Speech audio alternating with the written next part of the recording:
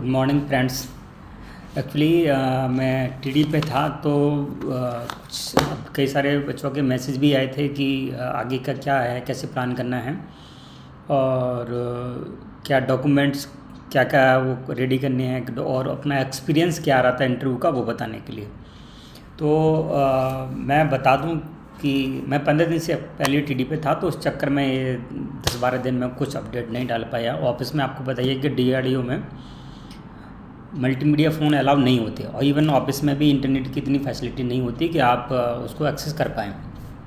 तो ये सब रीजन थे। चलो अभी हमारे को अभी इंटरव्यू का वो देखना है। सबसे पहले तो कि जो आपको अपना देखो डैफ है ना, जो सिविल सर्विसेज में आता है वो चीज़ डिफरेंट है, लेकिन हमारा जो अभी आरटी की जितनी एग्जामिनेशन होते हैं उसका जो उन्होंने लिखा हुआ है कि अटेस्टेशन फॉर्म, उसको आपको बड़े ध्यान से भरना है और उसमें सारी चीज़ें भरनी है। क्योंकि जो अटेस्टेशन फॉर्म है, अटेस्टेशन फॉर्म तो उन्हीं के पास रहता है जब आप जैसे जिसका 9 बजे का एंट्री का टाइम है, जिसका मेरी रिक्वेस्ट है कि वो वहाँ पे आधे घंटे पहले पहुँच जाए। क्योंकि जो CISF वाले होते हैं वो सब वो चेक करके आपको मोबाइल जमा वगैरह कराना होता है। आगे 9 बजे से लेके 12:30 बजे तक आप मोबाइल फ़ोन इवन किसी भी चीज़ से आपसे सब कट हो जाएगा। उसके बाद आपको सिर्फ वहाँ पे बैठना है और जैसे इसका नंबर आता जाएगा वो उसको कॉल करते रहेंगे। एक कैंडिडेट को पहले कॉल करते हैं। तो और एक और चीज़, हाथ में जो कड़े वगैरह जो भी है, रिंग वगैरह, वो चीज़ें आपको नहीं पहन के जानी है, क्योंकि जहाँ पे इंटरव्यू पैनल होता है वहाँ पे वो CISF वाले वो अलाउ नहीं करते। इवन आपको जो वॉच है ना वो भी अलाउ नहीं करते। जैसे मेरी वॉच उन्होंने उतरवा के रख रखी थी। तो एक पहली बात। और दूसरी बात, हाँ, डॉक्यूमेंटेशन का अटेस्टेशन फॉर्म जो होता है वो आप बाई चांस जैसे कोई कैंडिडेट है जिसका उन्होंने अपने ऑनलाइन भरते समय एप्लीकेशन में लिखा है कि मेरा ग्रेजुएशन है और बाद में उन्होंने मास्टर कर लिया या कोई और डिग्री कर लिया, डिप्लोमा कर लिया, तो उससे कोई रिलेशन नहीं है। एक्चुअली जो आपका एप्लीकेशन फॉर्म जो हमने भरा है, मतलब उस टाइम भरा था, सिर्फ वही एप्लीकेशन पैनल के पास रहता है। वो पैनल के पास जाएगा एप्लीकेशन, वही उसको देखेगा, उसी हिसाब से आपका इंटरव्यू होगा। तो अटेस्टेशन फॉर्म में तो जो आपकी डिटेल आपने अपग्रेड किया है, क्या किए एट प्रेजेंट की डिटेल भरनी है। और आप ऐसा नहीं कि जो उसमें कोई क्या है, कॉलम बहुत छोटे छोटे हैं तो आप पूरा डिटेल में भरने की ज़रूरत नहीं है। जितना आप शॉर्ट करके बच सकते हैं वो कोई प्रॉब्लम नहीं उसमें। क्योंकि जैसे आपका ये अटेस्टेशन फॉर्म है, अटेस्टेशन फॉर्म के साथ में आपसे एक फ़ोटोकॉपी मांगी है सारे सेट, जितने भी आपके डॉक्यूमेंट लगाओगे उसकी, वो सारे डॉक्यूमेंट का सेट आपका अटेस्टेशन फॉर्म, और ये सब आगे पूरा फोल्डर बना के DRDO को भेज दिया जाएगा। वो फिर DRDO आफ्टर सिलेक्शन आपको कॉल करता है कि ये अटेस्टेशन फॉर्म हो गए, SSQ हो गए, वो सब कुछ चीज़ें, वो DRDO की डिफरेंट मैटर है, उसका हम बाद में देखेंगे। पहली बात तो ये डॉक्यूमेंट पहले आपको रेडी कर लेना है। और सेकंड चीज़, एक्सपीरियंस सर्टिफिकेट। जिस भी कैंडिडेट ने शॉर्टलिस्टेड हो गए हैं, बाई चांस अगर उनके एक्सपीरियंस सर्टिफिकेट का प्रॉब्लम है कि वो फॉर्मेट में नहीं है या फिर अप टू डेट नहीं है वो, तो रिक्वेस्ट है कि भाई उसको पक्का रेडी करके जाएं। अदरवाइज़ क्या होगा, उनको NOC से कोई मतलब नहीं है। NOC तो वो डिपार्टमेंट के थ्रू अपना वो कर लेते हैं, बट आपको experience certificate up to mark होना चाहिए और प्रॉपर लिखा हुआ होना चाहिए कि हाँ आपने एडमिनिस्ट्रेशन वगैरह जो भी आपने फील्ड उसमें लिखा हुआ है उसमें काम किया हुआ है। क्योंकि हमारे बैच में भी एक कैंडिडेट के साथ ही प्रॉब्लम हुई थी। उसने कुछ उनका एरिया का था कि उन्होंने इस फील्ड में मतलब ऐसे कुछ इशू था, तो उसके साथ काफ़ी ज़्यादा बेचारे प्रॉब्लम हुई थी। तो वो चीज़ें आपके साथ ना हो, तो आप अपने डिपार्टमेंट से थोड़ा सा अगर लाइजन करके कर सकते हैं, उनसे एडमिनिस्ट्रेशन वगैरह का जो भी आपका फील्ड है, मतलब एडमिनिस्ट्रेशन, एस्टेब्लिशमेंट, पर्सनल सेक्शन जो भी है, वो उसमें प्रॉपर वो करवा के रखें। दूसरी बात, और जो एक्सपीरियंस सर्टिफिकेट आपने at the time of application filling supply को सबमिट किया हुआ है, वही आपका मेन इंटरव्यू कंडक्ट कराएगा। क्योंकि बोर्ड है ना, जैसे एक कैंडिडेट जाता है उसके बाद 3-4 मिनट का टाइम रहता है उनके पास, पूरे 4-5 मेंबर बैठे रहते हैं, वो आपका एप्लीकेशन लेंगे और बस उसी में क्या करना है उनको कि आपका क्या क्या अगर टिक टिक टिक टिक वो जो पॉइंट उनके हैं, मेन पॉइंट हैं, उनको वो हाईलाइट कर लेते हैं। उसके बाद वो उसी से स्टार्ट करते हैं। और देखो ये चीज़ तो इसका डॉक्यूमेंटेशन का हो गया। तो दूसरी बात, आपका एक्सपीरियंस सर्टिफिकेट का मैंने बता दिया, प्रॉपर एक्सपीरियंस का सर्टिफिकेट होना चाहिए आपका। और एक्सपीरियंस सर्टिफिकेट में जो जो पॉइंट लिखे हुए हैं आपको मान के चलना है कि अगर जैसे आपने कोई बंदा जैसे एस्टेब्लिश पर्सनल सेक्शन में काम कर रहा है, अगर उसने लिखा कि पे फिक्सेशन है, अब पे फिक्सेशन मेरे से भी पूछा था, वो मैं आपको बताऊंगा। पे फिक्सेशन लिखा है तो पे फिक्सेशन में वो आपसे क्वेश्चन 90% चांस है कि वो पे फिक्सेशन आपके क्वेश्चन पूछ लेंगे। अब पे फिक्सेशन में आपको पता होना चाहिए, ऐसा नहीं उन्होंने पूछा कि एक जैसे कोई ग्रुप एक ऑफिसर है, ग्रुप एक ऑफिसर है, उसका कब प्रमोशन होगा और उसको जैसे छुट्टी हो गया कुछ बीच में रेगुलेशन करवाने के लिए पूछ लेंगे, कैसे कैसे उसके पीरियड को रेगुलेट करते हैं। तो आपको एक उसमें केस पता होना चाहिए। ऐसा नहीं कि जस्ट आपने कि लेवल 10 में है, 10 में उसका 5th सेल आ गया तो वहाँ से आप उसको एक सेल एक प्रमोशनल इंक्रीमेंट दे देंगे और एक आपका इंक्रीमेंट दे के आगे नेक्स्ट सेल में उसको फिक्स कर दोगे। तो मतलब थोड़ा प्रोसेस पता होना चाहिए आपको। और ऐसे ही जैसे कोई बंदा फाइनेंस में काम कर रहा है, फाइनेंस में काम कर रहा है तो आपको बजट क्या होता है ऐसी चीज़ें बिल्कुल नहीं पूछेगा। उसको पता है कि ऑलरेडी आप इस तरह के एग्ज़ाम पास करके आए हैं तो वो चीज़ तो है, लेकिन आपसे ये पूछ लेगा कि बताइए आपने कोई ऐसे कोई इवेंट हो रहा है तो इवेंट में अगर कुछ सडनली को सामान मंगाना है आपको और कैपिटल नेचर का है तो आप उसको कैसे डेवलप करोगे, कैसे क्या अप्रूवल का होगा, तो वो आपसे पूछ सकते हैं वो। तो एक्सपीरियंस सर्टिफिकेट में जो जो आपने पॉइंट डलवाए हैं उनको आप प्रॉपर कीजिए। दूसरी बात, कैटेगरी सर्टिफिकेट ये पक्का होना चाहिए। आपने अगर लिखा हुआ है उसमें तो कैटेगरी सर्टिफिकेट 100% चेक करते हैं वो, तो उसको भी आपको वो करना है। और अटेस्टेंस सर्टिफिकेट मैंने आपको बता दिया, वो आपके उनके पास नहीं जाता। आप अगर सोचते हैं कि अटेस्टेंस सर्टिफिकेट में बहुत सारी चीज़ें लिख दूं या उसमें से अगर कुछ नहीं लिखना है जो आपको लगता है कि नेगेटिव है, उसको भी आपको हाइड करो या दिखाओ, उससे कोई मतलब नहीं है, क्योंकि वो पैनल के पास नहीं जाता है। पैनल के पास सिर्फ आपका एप्लीकेशन सर्टिफिकेट जाएगा और आपका एप्लीकेशन सर्टिफिकेट सिर्फ एक्सपीरियंस सर्टिफिकेट हो जाता है। दूसरी बात, अपना भाई इंट्रोडक्शन वगैरह अच्छे से तैयार कर लेना, क्या क्या आपने काम किया है वो चीज़ तैयार कर लेना। और अब मैं थोड़ा अपना एक्सपीरियंस बताता हूँ। जैसे मेरा जब इंटरव्यू स्टार्ट हुआ था, इससे पहले मैं आईआईटी में था, तो उन्होंने मेरे से मेरा इंट्रोडक्शन ही नहीं पूछा।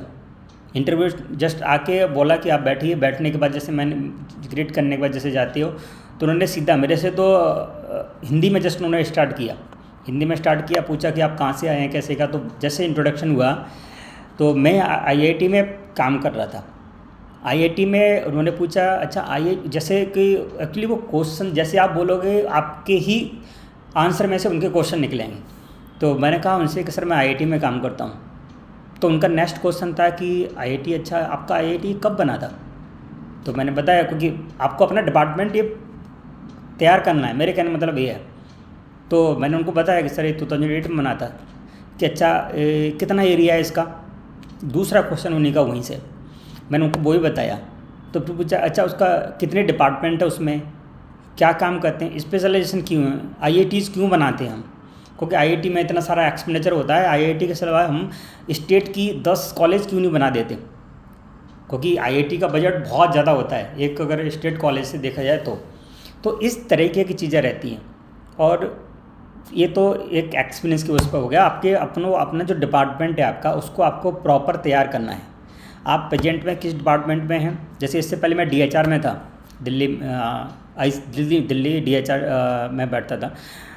तो वहाँ से भी उन्होंने पूछा, कोविड की पूछा, कोई डिपार्टमेंट ऑफ हेल्थ रिसर्च है वो हेल्थ, उन्होंने पूछा मुझे कि कोविड में इतनी हार्ट्स की डिजीज़ क्यों है, लोग हार्ट अटैक से क्यों इतनी डेथ हो रही हैं। तो इस तरह के क्वेश्चन भी हैं। आप जितने जितने डिपार्टमेंट में काम करके जा रहे हैं और जो आपका प्रेजेंट का डिपार्टमेंट है उसके बारे में आपको पता होना चाहिए, क्योंकि उससे आपको क्वेश्चन पूछे जाएंगे। एक तो ये बात होगी। और आप अभी प्रेजेंट में कहाँ पर रह रहे हैं? क्योंकि मेरे से दोनों डिपार्टमेंट, जैसे मेरा पहला डीएचआर था उससे क्वेश्चन भी पूछा, आईआईटीज़ में था उससे भी क्वेश्चन पूछा, और अभी डीआरडीओ में काम कर रहा हूँ। तो अगर मैं डीआरडीओ से अगर आगे जाऊँगा तो मेरे के ये सभी क्वेश्चंस पूछे जाएंगे कि आपने यूँ वो क्यों छोड़ा, उसमें क्या था, आईआईटीज़ में, इस डीआरडीओ में क्या चल रहा है, क्या है। तो ये चीज़ें पूछी जाती हैं। पहली बात तो ये हो गया। और दूसरी बात कि अपना जो डिपार्टमेंट का स्पेशलाइजेशन क्या है, किस में काम करता है, वो भी आपको पता होना चाहिए। और साथ साथ जैसे कि आपका फील्ड आप फाइनेंस में काम कर रहे हैं, एक कैंडिडेट का क्वेश्चन भी था कि सर फाइनेंस में क्या क्या चीज़ें उसको पता अभी करनी है।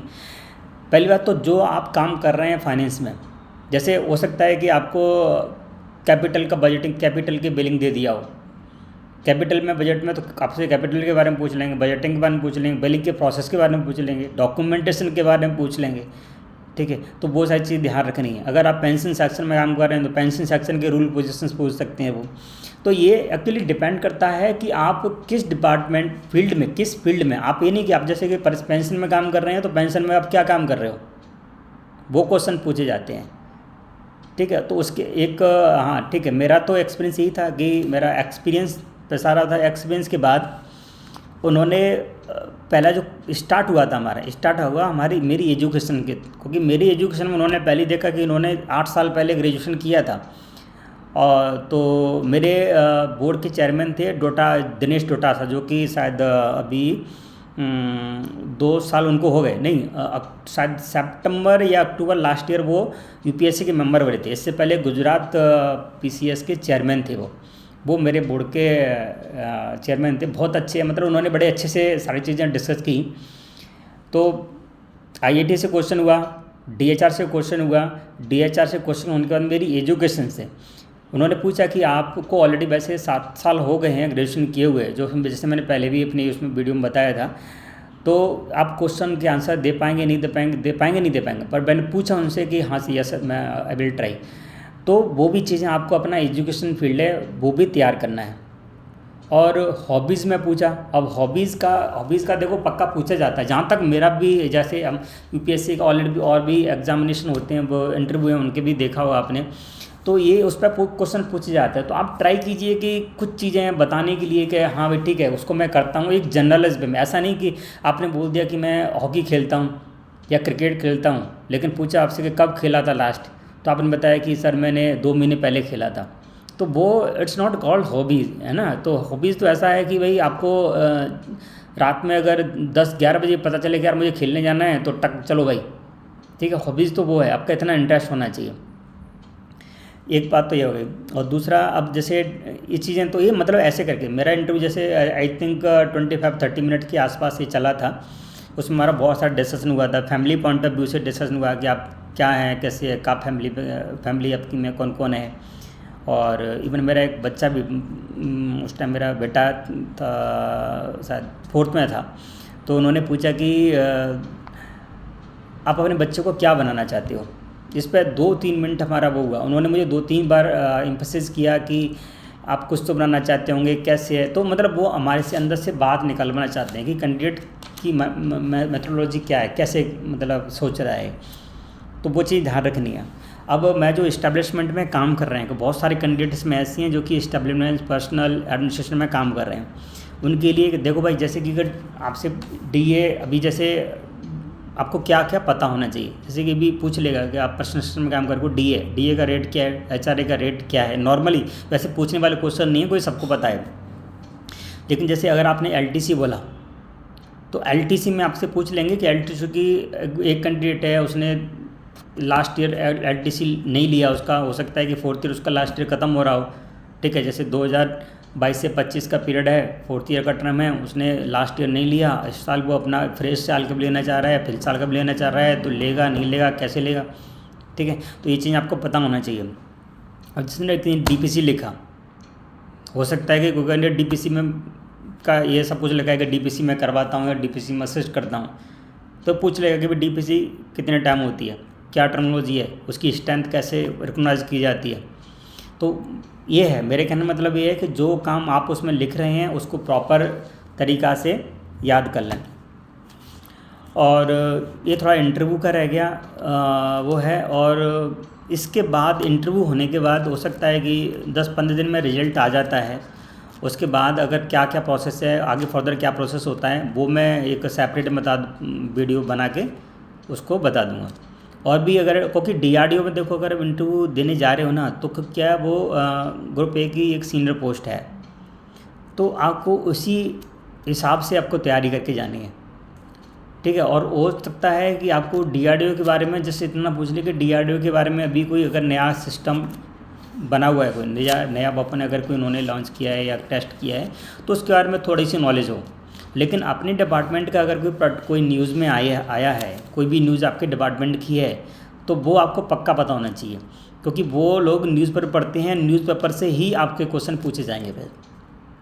ठीक है, तो और भी अगर आई थिंक कुछ रह गया है तो बता देना मुझे। जैसे प्रिपरेशन का बता दिया मैंने, प्रीवियस डिपार्टमेंट का आपको बता दिया कि आपको ये चीज़ें पता होना चाहिए, प्रीवियस डिपार्टमेंट आपका क्लियर होना चाहिए। आपकी जॉब प्रोफाइल क्या है, डिपार्टमेंट किस में काम करता है, डिपार्टमेंट के अंदर आप क्या काम करते हैं, वो आपका पक्का पता होना चाहिए। अटेस्टेशन फॉर्म भर लीजिए, उसमें कोई टेंशन वाली बात नहीं है, उसको मेंबर देखते भी नहीं है, वो जाता है सीधा डिपार्टमेंट के पास, पूरा एक कॉपी उसकी यूपीएससी रखता है और बाद में उसका फोल्डर बना के डीआरडीओ को भेज देगा वो, फिर डीआरडीओ आगे कार्रवाई करेगा। और जो इस्टेब्लिशमेंट में उनको भाई ये देखो डीए टीए एचआरए जो रूल्स नेगोशिएशन होते हैं, एफआरएसआर आपका मतलब मोटा मोटा पता होना चाहिए। और जो अकाउंट में काम कर रहे हैं जैसे फाइनेंस मैनेजमेंट का है, नॉलेज ऑफ जो बाउचर डॉक्यूमेंटेशन उसका पता होना चाहिए। जो जनरल स्टोर एंड परचेज में काम कर रहा है उसको general finance rule JFR 2017 and jam की पक्की नॉलेज पता होना चाहिए। जैसे कि मेरा फ्रेंड था, उसको पूछा गया कि भाई देखो जैम पे एक डिमांड कितनी पीरियड के लिए रहती है, 10 दिन के लिए, 15 दिन के लिए, कितने दिन के लिए रहती है, तो वो नहीं बता पाया, उसको फंस गया वो बेचारा। ठीक है, अब इन्वेंट्री का एक क्वेश्चन पूछा उससे, इन्वेंट्री में जैसे मुझे भी इन्वेंट्री का क्वेश्चन पूछा था कि इन्वेंट्री में कैसे कैसे एनालाइज करोगे आप, ठीक है, कौन कौन से एलिमेंट्स होते हैं इंटरव्यू, तो ये भी क्वेश्चंस पूछे जाते हैं। तो भाई मेरा कहने का मतलब ये है कि आप थोड़ा अपने डिपार्टमेंट को प्रॉपर कीजिए और अपने काम जो आपने किया है उसको आप रेडी रखिए, और कोई दिक्कत नहीं है। आपने जो काम किया है इन सम सॉर्ट मैं बता दूं, अपना इंट्रोडक्शन, अपने डिपार्टमेंट का इंट्रोडक्शन, जो आपके प्रीवियस डिपार्टमेंट है, करंट में काम कर रहे हैं, आपकी प्रोफाइल क्या है, और अपनी प्रोफाइल से रिलेटेड आप क्या अभी एट प्रेजेंट में क्या काम कर रहे हैं वो आपको पता होना चाहिए। और जो आपकी फैमिली है, हॉबीज़ हैं, वो तो जनरल चीज़ें वो आपको पता होनी ही चाहिए। चलो, और भी अगर कुछ है आप चाहते हैं कि उस तरह की चीज़ अगर बनाना है तो बता देना, हम नेक्स्ट वीडियो में उसको डिस्कस कर लेंगे। चलो, थैंक यू।